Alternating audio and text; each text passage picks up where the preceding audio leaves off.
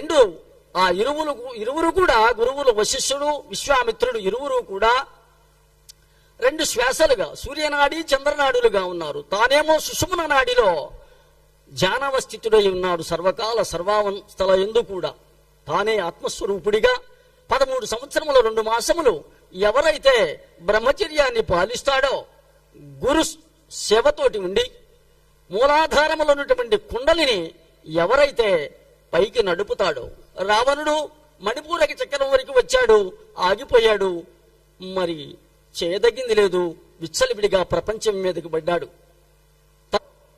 వాడు హననము కాక తప్పదు.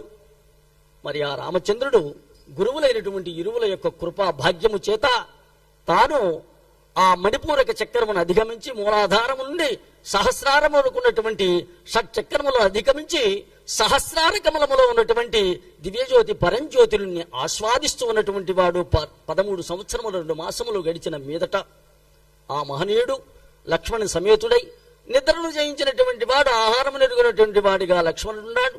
సీతాదేవేమో 13 సంవత్సరము 2 మాసం ఉండి పాతివృత్య మహిమ చేత అగ్ని పునీత అగ్ని తేజస్వరూపిణిగా అగ్నిదేవుని చెంత భద్రముగా ఉన్నది. మాయా సీతను కబళించుకొని పోయినాడు. మాయకు లోబడి దశగుణములకు లొంగినటువంటి వాడు, మనస్సుకు లోబడినటువంటి వాడు ఎవడైతే ఉన్నాడో పునరపి మరణం పునరపి జననం తప్పదు, అనివార్యం. ఆ యొక్క 10 గుణములను ఎవడైతే మనస్సు చేత జయిస్తాడో, మన జగత మనస్సును ఎవడైతే జయించాడో వాడు ఈ జగత్తును జయిస్తాడు.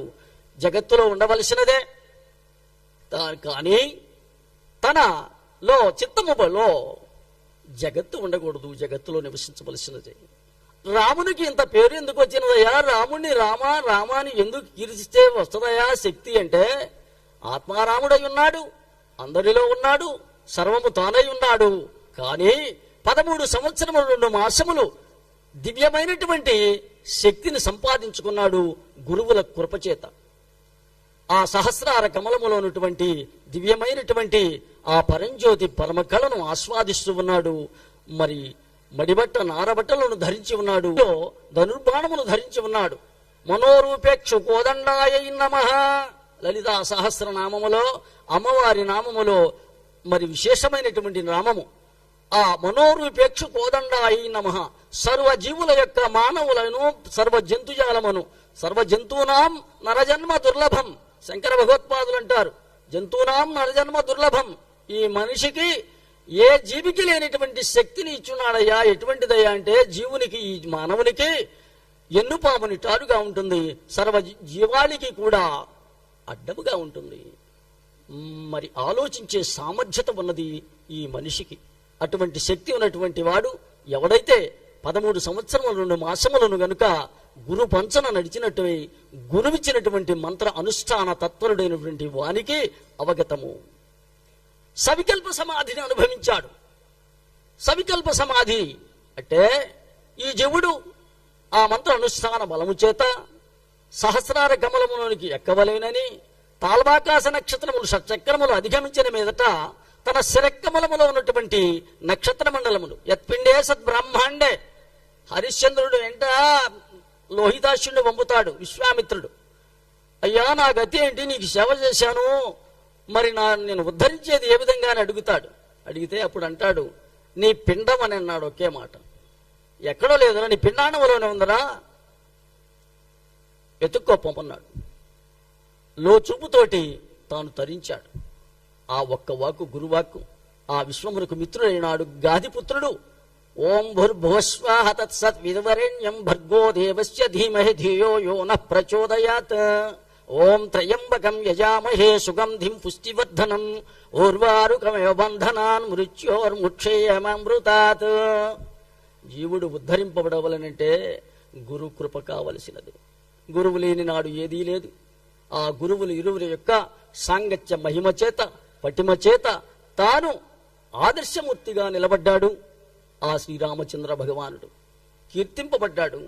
సవికల్ప సమాధి స్థితిలో ఉన్నటువంటి వాని జీవుడు ఏ విధంగా ఉంటాడయ్యా అని అడిగితే గురువు చెప్తాడు, జలుగు బంగారు పువ్వులత్తిన చీరగట్టిన చిన్నది, తలుకు వెలుకు పుటాను పైటను దాల్చి మెరయుచునున్నది.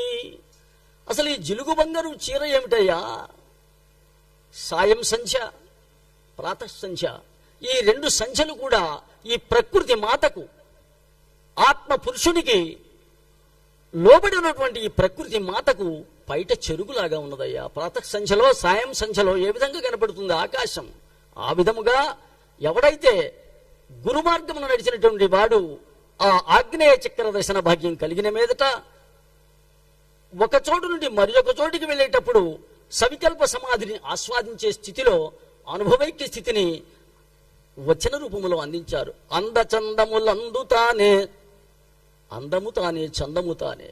ఆ విధముగా ఆ మహనీయుడున్నాడు. ఇక నిర్వికల్ప సమాధియో ఎన్ని నాళ్ళు పరిభ్రమించినా, ఎన్ని నాళ్ళు ఉండినా ఈ లోకంలో ఈ శరీరాన్ని వదిలిపెట్టి వెళ్ళవలసిందని చెప్పని భీష్మాదులు, ఎందరెందరో మానవులు కూడా మనకి సత్తెనపల్లి దగ్గరే ఉన్నారు. ఫిరోజీ స్వామి వారు ఎక్కడో మరి కర్ణాటకలో ఆ కాంపిలి నగరం కంపెనీకి సమీపంలో ఉన్నది ఒక పట్టణం. ఆ పట్టణంలో గంగావతి చెరువులో ఉన్నటువంటి ఆ ఒక మహనీయుడు, ఆయన కూడా సహస్రార కమలం నుండి ఛేదించుకొని వెళ్ళాడు.